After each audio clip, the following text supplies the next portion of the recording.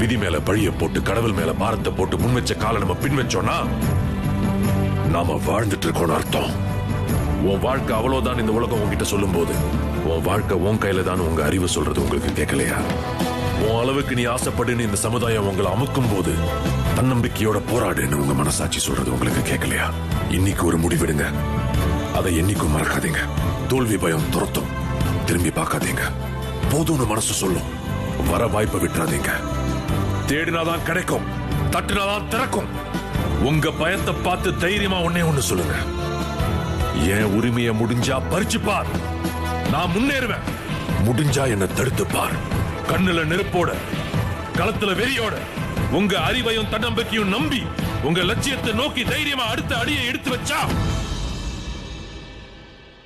நீங்க வாழ்ந்துட்டு இருக்கீங்கன்னு அர்த்தம்.